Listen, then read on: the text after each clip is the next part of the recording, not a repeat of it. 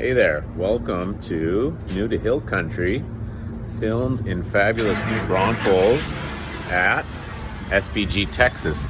If you are just listening to the audio, you won't realize why I'm talking about the things I'm talking about exactly, but for the people who are coming with us via video, I'm just introducing the gym because this is one of our sponsors for the gym. We're SPG Texas, where you can get in on super high quality jiu-jitsu, yoga, meditation, and kids programs. I'm just kind of giving you a little bit of a walkthrough. We've got a wonderful retail section here, and we've got our main gym space, which has about 1,200 square feet, and we've got a second space with about 700 to 800 square feet, I think.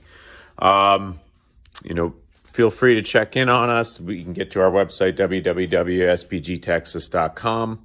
Our other sponsor is Element Electrolyte Mix, created by Elemental Labs in conjunction with Rob Wolf. And we are, as of the recording of this right now, the exclusive retailer of this product here at our gym. So if you want to come in and see what this is all about, whether you join our gym or not, this is an amazing product that really helps people get their hydration needs met. And now I'll let you get back to the show, okay? So enjoy the episode.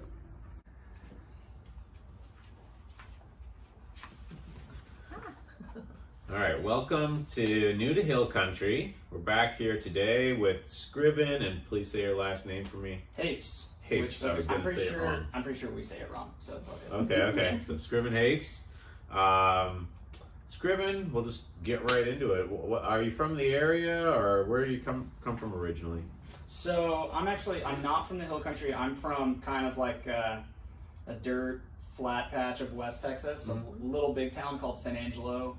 San Angelo is 110,000 people in the middle of nothing.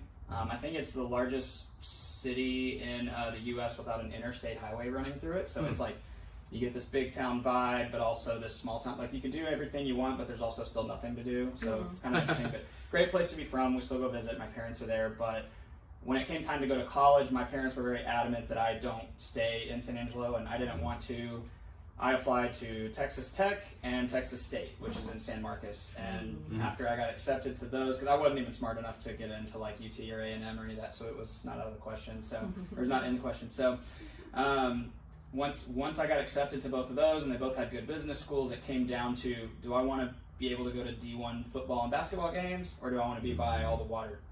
And I grew up, I also was way into music at that time too. So I ended up picking Texas State because I knew there were a lot of concerts in Austin, San Antonio, and then more importantly, I was way into competitive wakeboarding at that time. So I wanted to be able to come compete in the tournaments, wakeboard with the other kids at the school, and so that was my I guess intro into the Hill Country, and that was 2005. So I lived in San Marcos from 2005 to 2009.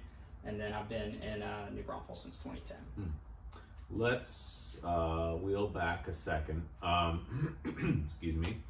Tell me about wakeboarding. Tell me what it is, first of all. I feel like I know what it is, but then it's like, I'm not sure. I don't know what it means competitively too. So yeah. Okay, so wakeboarding it's a water sport, right? So where I grew up, we just had boat wakeboarding. We didn't have cable parks there, and so you are getting pulled behind the boat, and it looks like a snowboard, so you're jumping the weight to do tricks. So these are the super expensive boats that you put a lot of weight into. We didn't have one. I had several friends that had them growing up, and that was one of the few things that we did have access to in San Angelo. Was we had a lake. We had Lake Nasworthy, called it Lake Nasty Water, because it's the 8-foot deep mud pit.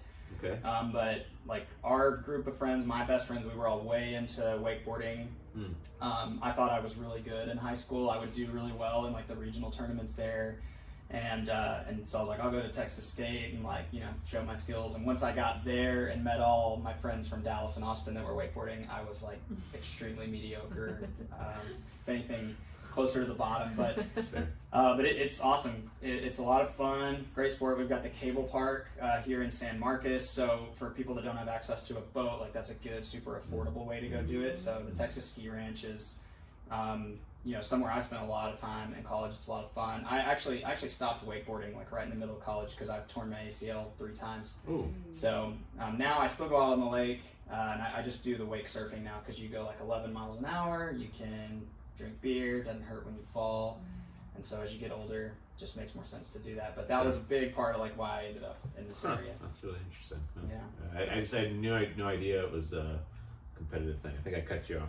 Sorry, but being competitive means like you have to be faster, or how it's does it doing work? tricks. So I guess think of it more like snowboarding or skateboarding. So it's doing tricks off the wake. So different flips and spins and combinations. So is the judge on the boat with you, or is the judge? Yeah, they're on the boat. Shore? They're Okay. on the boat. It's a very the competitive side of wakeboarding. It's I think that the way that you monetize wakeboarding, the best wakeboarders in the world, it's not typically the guy that's winning a lot of contests. Like they do okay, but it's more sponsorships, videos, and now like social media. Like there's guys that'll they do really cool video shoots and stuff like that. And like back when I was in high school, they were filming pro wakeboarders out of helicopters and stuff. So it was like, and now of course it's drones and cell phones and all that. So yeah, it's not a sport that like you go make millions of dollars doing like you can in some of the other extreme sports. But and I guess like snowboarding, it's a little bit ambiguous on how it's judged, right? Like it's people giving you points based off of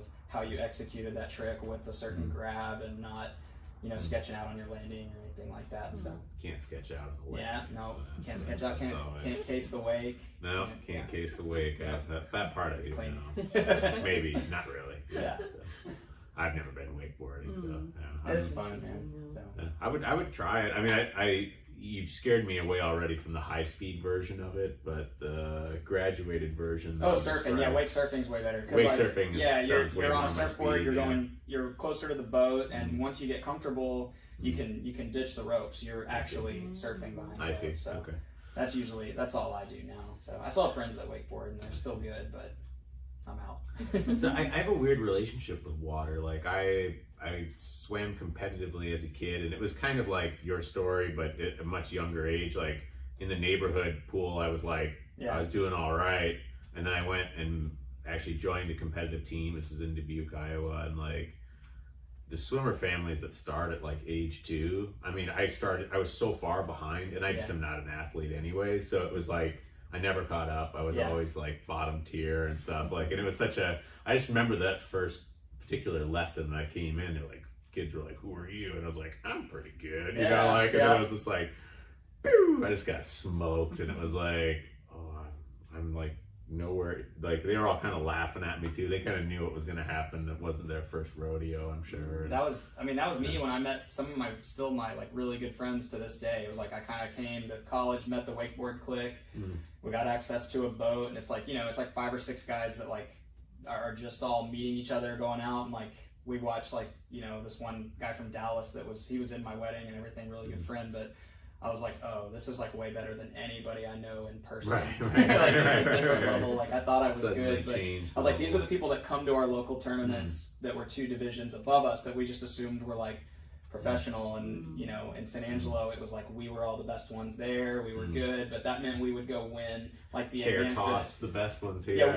We'd go win like the advanced or expert division at the tournament, and then they typically have what's called like an outlaw or a pro division. They usually call it outlaw at the time when it wasn't like an actual pro tournament, and these were people these weren't like real life people to us. They were just preachers from other areas, but these were the dudes I went to college with once I moved here. Yeah. There's always gonna be someone a little better, right? Yeah, it gave me a good dose of humility at 18. I probably needed it. So. I mean, eventually Michael Jordan got dunked on and crossed over and stuff. Humility comes to us all eventually, right? So, but it's all good. So then, you finished school, and you started to kind of settle here. There was somewhere in there I feel like I kind of missed 2005, 2009. Yeah, so I was at Texas State 05 to 09. Studied marketing just because I didn't know what I wanted to do.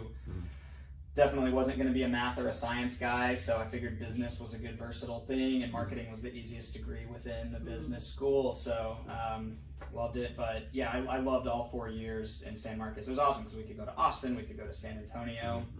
We had water access between the ski ranch and boats. We went to concerts. So I loved this area. And I met my now wife freshman year of college. Okay. Yeah, we started dating sophomore year, and you guys have met in Maryland before. Sure. But Awesome. yeah, so I got my first job. Like I wasn't like trying really hard to stay in the hill country. That would have been a goal. Like I actually moved back to San Angelo after I graduated, because I graduated in the 2008 recession, so it was not too good trying to find a job. And I ended up working for United Rentals, which is the largest equipment rental company in the world. So, and it just so happened that I was starting at their New Braunfels location. Like it was just, it was by chance. So I moved back to San Marcos with a buddy that was still in school for 6 months, and then I bought my first house. It's actually right down the street from here, over in those neighborhoods, right over next to what's now Hofbrau. Okay. Yeah, I was back in there, and we lived there 6 years, and my wife moved in, after I had been there about a year. So so I was really only gone for like 6 months, but I was in that house from 2010 until 2016. Okay. Yeah. Now, like, I love the romance stories in there. So did you start dating your wife freshman year, or did that come about later, or was we were all in the same group of friends freshman year, and then sophomore year, like we kind of like she had a boyfriend that was at A&M, and it was no big deal. Like we were all friends and all that stuff. And after they broke up, we kind of started like we didn't tell anybody, but we were kind of like courting each other, kind of dating and stuff. And we were scared to tell everybody because we knew that like we had like a very tight knit group of like 6 or 8 of us. Sure. And we were like, man, if we tell everybody, they're gonna be all pissed off because they're gonna think we're gonna break up and screw up the whole group of friends. That is kind of what happened at first. Like, I mean, the guys obviously didn't care at all, but the girls in the group were kind of pissed off at first. We're still really good friends with everybody in that group today. But yeah, we dated all through college. Her first job, like oddly enough, mine was here. Hers was in San Angelo, so she lived with my parents, working for JCPenney, and just interesting. And then she moved back here, and we got married in 2014. Okay. Have 2 kids here now. 2 lovely kids. New Braunfels kids. So yeah. What do you? Wow, maybe I shouldn't even be saying this on my podcast. What do you call someone from New Braunfels? It's like a New Braunfelite. I don't know. Do people use that? Like, I just haven't heard anyone use a specific term yet. New Braunfelsite, New Braun. I don't know. Ask Rodney. You had him on the. Sure, yeah. Ask him. I got a few people that are like. I'd say like a New Braunfelite. You got to be careful where you throw the S's in New Braunfels. You can't say New Braunfelite. Oh, people would just get burned the village down. New Braunfelite. Anyways, I'll have to ask some other folks. Yeah, I don't know. Don't put me on the spot with it. Yeah, sorry. It just came. It's the first time that's occurred to me. Yeah. So like. That's what my kids are. Whatever it is. Native to New Braunfels. It's like I'm from Dubuque, and if you're from Dubuque, you're a Dubuquer. Oh, I would have guessed like a Dubuquean. No, but I kind of like that actually. Now that I hear it, but it was all Dubuquers, like so. Yeah, coming from New Braunfelite. I don't know. Yeah, it's English is tricky that way. Like, so. Tell me a little more about what you love about this area. Like, let's delve into that. We were talking about this earlier. Yeah, and so you and I didn't really do much prep work on this. It was kind of like come in and talk about whatever you want. So which is cool. That's how we do it. Keep it raw. Me, I by nature, I love to play host for people. So and I like doing outdoor stuff, and I really love. I like food and beverage. I like food. I like coffee. I like wine. Good bars. So like for me, this area, like what I really love about New Braunfels specifically, before we talk about the hill country as a whole, is I've been here since I was 22, 23, and it was a totally different town when I was 22. There were not a lot of 22, 23-year-olds. I think the population was probably 70, 75,000, and now it's like, close to 100. So it's grown a lot, but it's cool because you're on the 35 corridor, so it's busy. You have access to everything. So if you want to go to Austin or San Antonio, you can, and it doesn't even have to be an overnight thing. You can, from this location, we can be in downtown San Antonio in 25 minutes, right? We can be at the Pearl Brewery area in 30 minutes. But New Braunfels, like, it still has a good handful of awesome restaurants that are like right downtown or right in Green. So it's still got that small town feel, but there's plenty to do. And that's what was lacking in my hometown, is like, it was a big town, but there wasn't like a choice of like 10 good eateries that we could go to, right? And so here it was like we've always had like a handful of really good places you can go eat. And then secondly, just the water access here. Like you live in Austin, you're going to pay whatever it is to go be at crowded Barton Springs. And sure, that's a really cool park and the water's like, you know, super cold and that's cool. But here, if you're here outside of Memorial Day and Labor Day, which everyone comes here Memorial Day to Labor Day. Like if I had it my way and I totally worked remote, I would leave Memorial Day to Labor Day and I would go to Colorado or somewhere cool, you know, and I would come back. But if you're here outside of those times, like you virtually never have to wait at a restaurant. You can pick your restaurant. You're very rarely going to have to wait. You can go to, there's like 6 or 7 spots where you can go park for free, get in the river, swim. And like one of my favorite things about the water in this area is you have the Comal River, which is 72 degrees year round. So I love it when people come visit from other towns or even better from out of state, especially if they come from somewhere cold, because San Marcos has the San Marcos River, which is spring fed as well, 72 year round. I had buddies come in from New Jersey in December one year. And I took them, and there's a spot on the San Marcos River where they have built a, it's basically a tube chute that goes down in the middle of the river by a restaurant, and it makes a curling wave at the bottom. And so you can stand up and stationary surf this wave right there in San Marcos. And I had these guys down from New Jersey, and they were just mind blown because it was 75 degrees outside, so we were just swimming in the river, surfing in a stationary spot. And when you fall, it just shoots you out the back. You swim to the side. And it's no different in the Comal. I mean, ever since I've lived here, if we have a hot day, it doesn't matter. If it's over about 70 degrees outside, you can go work up a little sweat and jump in that water, and it feels the same. You can swim right down the tube chute. So that's my favorite thing is just, you know, we're almost halfway between Austin and San Antonio, so you get those. And then while I do love Austin, and 22-year-old me wanted to live in Austin, like I would not trade that now, because like I can ride my bike and be in, I can leave my driveway on my bike and be swimming at Hinman Island in about 4.5 minutes. Right? And we've done that together. Yeah, there's just not that many places there's not that many places that you can do that. And New Braunfels is also just really like I like that they do little cool things, like they have friendly golf cart laws. So like we ended up buying a golf cart because as long as you're not crossing a street with a speed limit greater than 35 and you meet the like the recommendation, or you meet the I guess regulations that they have for it, you have to have like a rear view mirror, lights, whatever, but you can drive your golf cart. So there's a lot of people in our neighborhood and golf carts, so just little things like that. But I think my favorite things about New Braunfels, on like why I have no desire to leave, is that you know you have access to all this water that is super accessible for 75% of the year, and then you're still close to these 2 major cities. So and then again you have access to great food, great bars, like cool stuff to do as like anytime.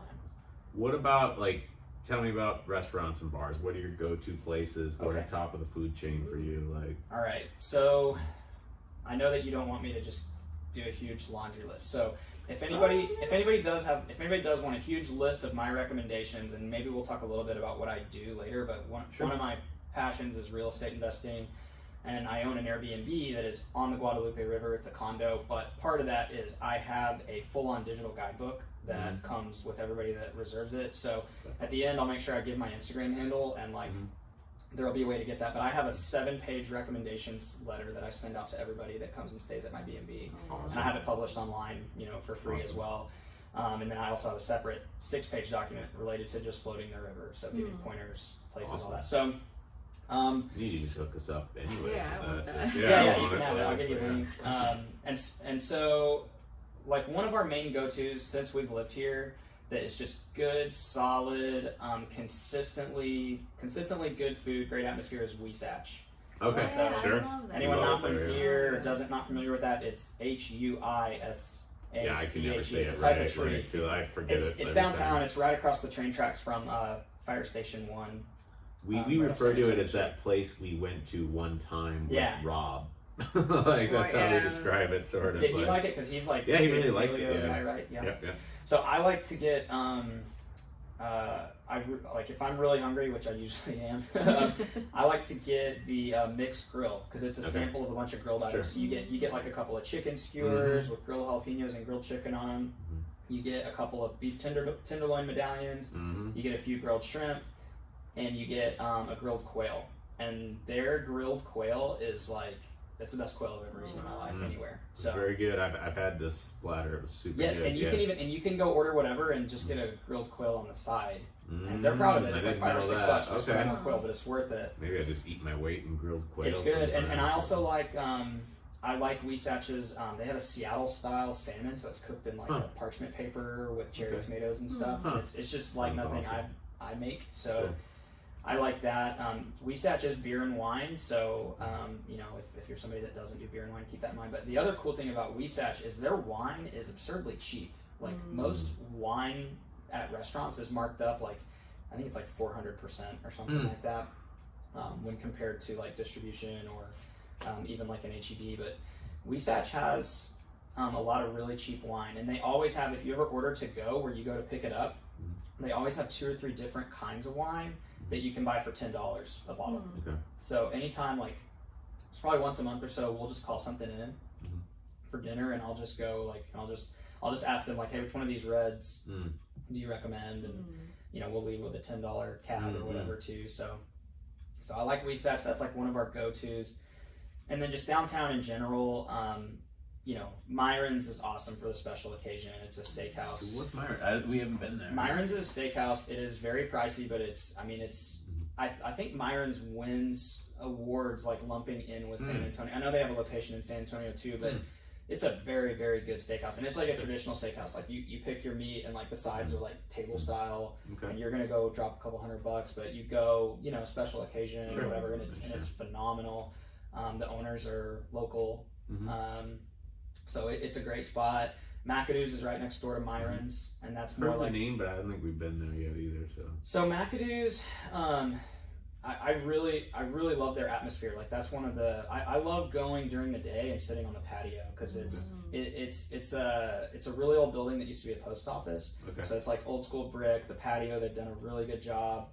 They have great cocktails. It's an oyster bar, so they have like all kinds of oysters, which is really cool. So I like to go like during the fall, like during football season, and just have like beer and oysters and stuff out there.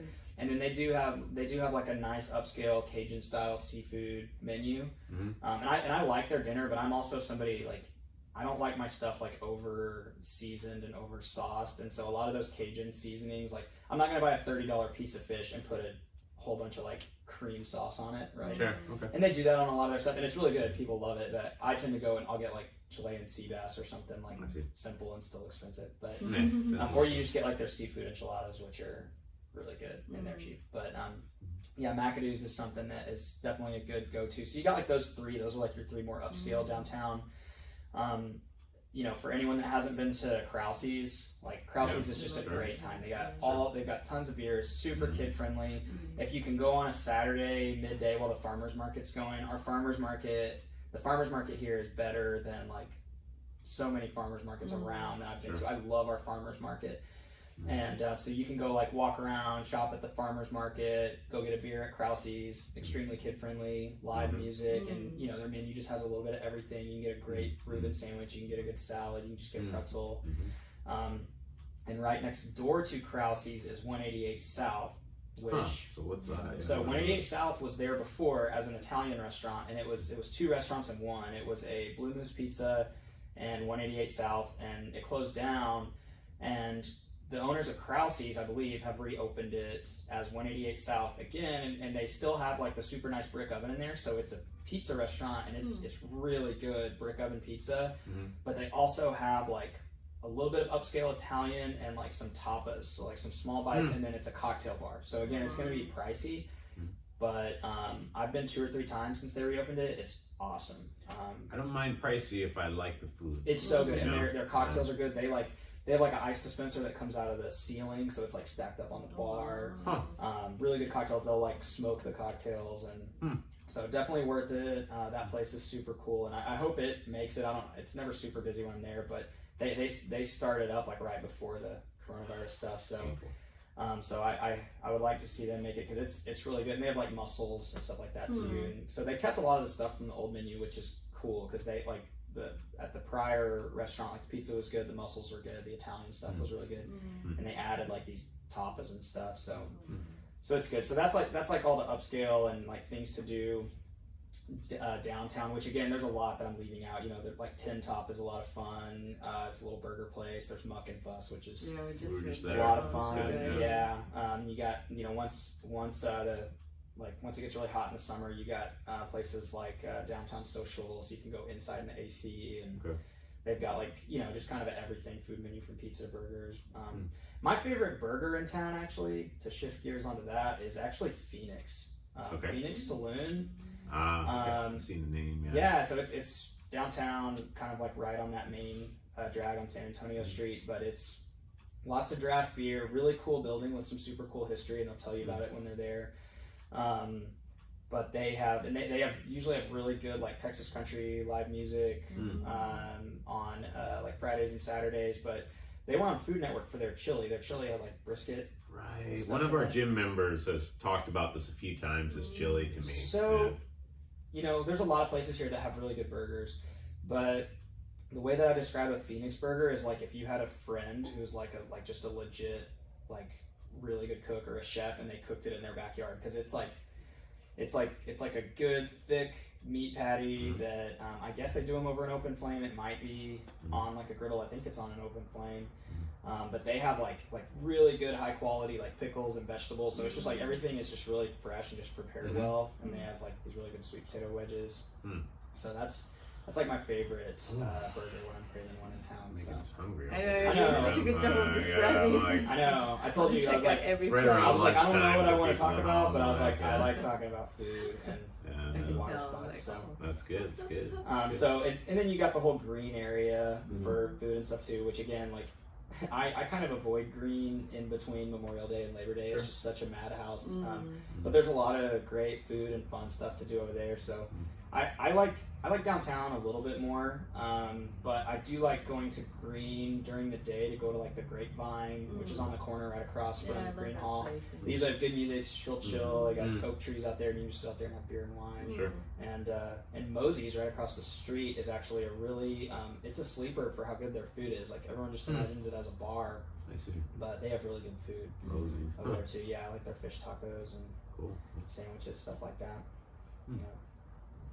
Well, let's talk a little bit about that was fantastic. But let's talk a little bit about what you do. You and I talked about this a little bit. I'll let you introduce it. Cool. So I have been a corporate like sales like strategic seller for 10 years first and foremost. So I still do have a W-2 job. I worked for United Rentals, renting construction equipment.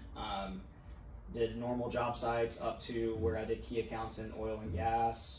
I worked for a industrial and oil and gas safety company for a couple years, doing key accounts for like, it was for things like drone inspections and safety packages and stuff like that.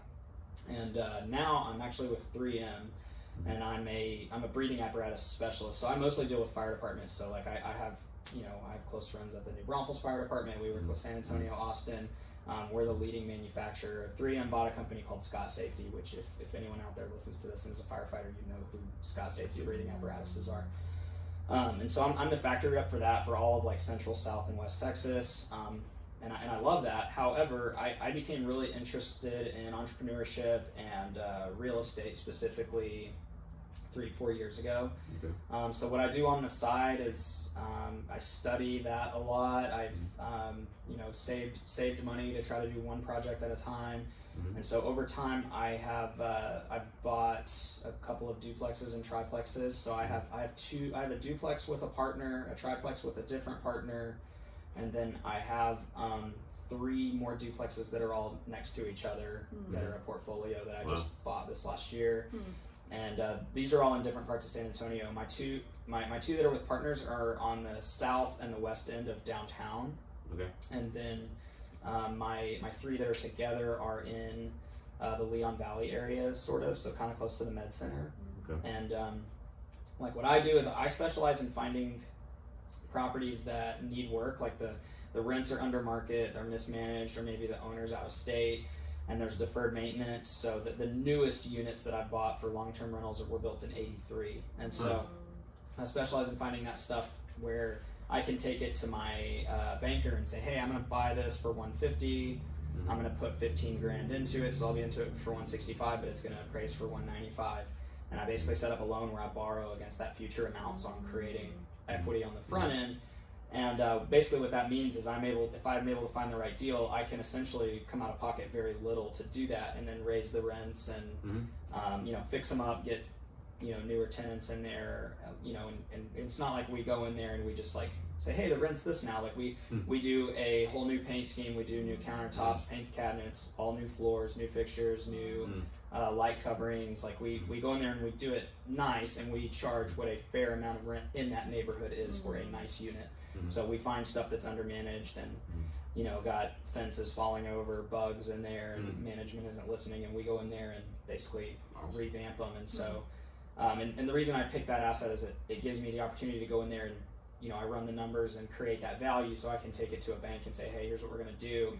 And that way I don't have to come up with a 20% down payment and all this construction, because there's I don't have $200,000 sitting around to just go buy these over and over, right? I know, right? So I've really fallen in love with doing that.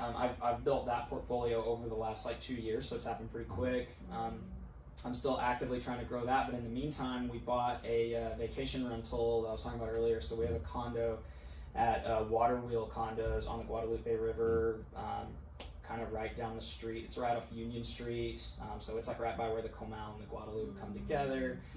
And I'm just loving that because I love hosting people, helping people out, and so my wife and I have had a blast doing that Airbnb, and it's doing really well. So now I'm just deciding, do I want to go get more of those, or get more duplexes, or look into other stuff. But I guess at my core, what I really care about is time freedom. So my whole goal is I'm trying to figure out what is the best way that I can get to a point to where I've built enough stability and cash flow that we can kind of own our own time. I'm nowhere near that yet, right? But I just want to get to where I've created enough month-to-month cash flow, as well as just with side businesses, with working on these deals. I work with some partners and buy and sell raw land on the side to generate a little bit extra money for down payments. And I just want to get to a point. I'm not trying to like have a yacht and fly around in first class, but I would love to get to a point where I'm working at my W-2 because I want to, and where I'm not really worried about my kids' college. And we're, our oldest son is 3, and we still are like already trying to kind of teach him about money and how that stuff works. And I'm not sure if he gets it yet, but we're just making that we're making that a common thing, right? That we talk about that stuff. So I'm super passionate about financial independence, real estate investing. So if anybody wants to reach out to me, like I'll give my Instagram out at the end of this. That's the quickest way, because I'm still building all this stuff. Like I have a website that kind of is like for buying and selling land, buying and buying and holding my multifamily stuff. But I've also got my Airbnb. So I think I'm actually just going to build like a personal website that's kind of like, here's all the things I do, and here's how you get to each of them.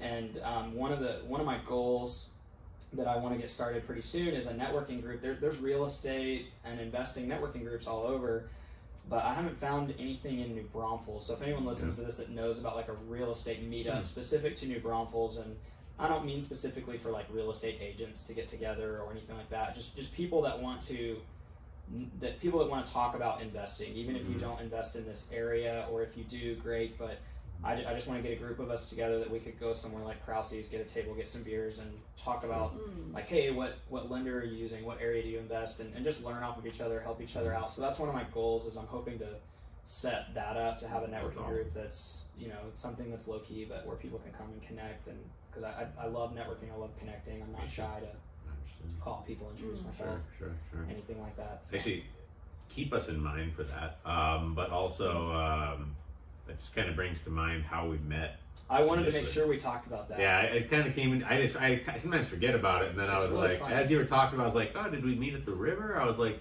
no, we didn't meet at the river, and it kind of came back to me. I'll let you tell it. Yes, I want to tell it so selfishly, but it's funny. So we met through a mutual friend, Jason Kilgore.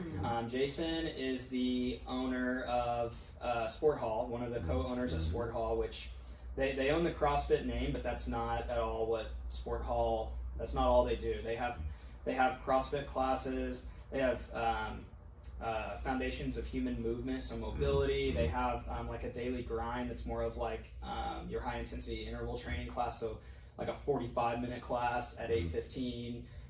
They have barbell classes, running club, all kinds of stuff. Super awesome gym, located right by Dos Rios, which is another amazing restaurant I forgot to mention. Right. And I've been there on your recommendation. So good.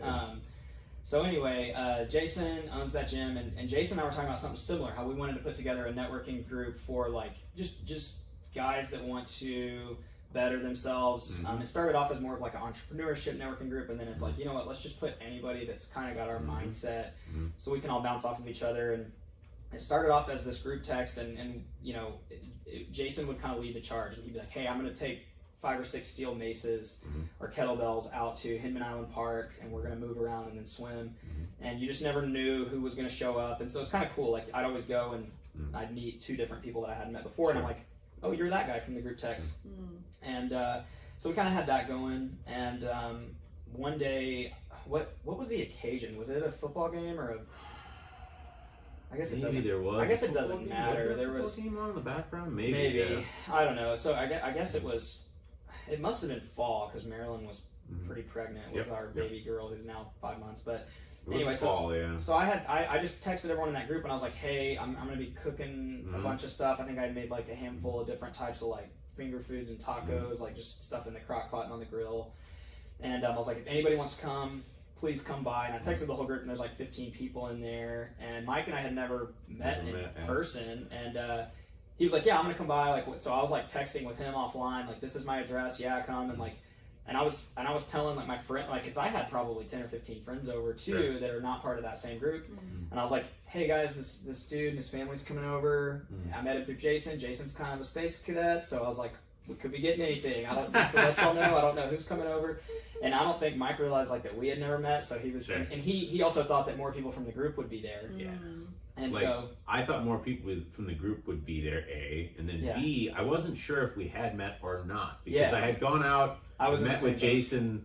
How I met Jason was through Rob Wolf, and like he and I had like got together for coffee one time, and we were just talking, and like, you know, and just I like his energy, you know, he's just got that great energy, and I was like, you know, we should just hang out more. And he's like, oh, well, you know, come down to the river with me and stuff. Like, we go hang out in the river. I didn't really know what I was getting into with that, and that was awesome though. But there were like 4 or 5 guys, at least 1 or 2 of the times I went there, and I just didn't remember everybody's names too. So I was like, maybe he was have met this guy Scriven, but so I had someone in mind that you might be, and then when we got to your house, you were not that guy. No. So when we came to your house, it was the first time you guys met? Yes. Yeah. Oh, I didn't know that. You didn't know that? You guys had such good chemistry. But yeah, like you guys came in and like we had a blast. We had a blast, man. We had a lot of food. We got the whiskey out by the end of it too. Yeah, like Mike basically was saying that he likes good whiskey, and so I was like, hey man, I do too. I have some. So so we bust out the whiskey. We let the kids play. We got to learn some Korean from Lauren. So she put Reed's puzzle together like faster than any of the adults could. Something I remember very sharply is I came out of the bathroom. I was already getting fairly tipsy, and I accidentally put my hand on the shoulder of someone who's not my wife. Like, that was good. The hair was all dark from behind, and I was like stumbling a little, and this was like, hey, so are we gonna? You are not my wife. Like it was like, right at home. That's all right. Like curled up into myself, so but nice she was so nice about it. We got a laid back group of friends. It's all good. Yeah, it was fun. Like, we had a really good time that night, and so, and then ever since then, like, we've hung out a few times. We went to the river together. Sure.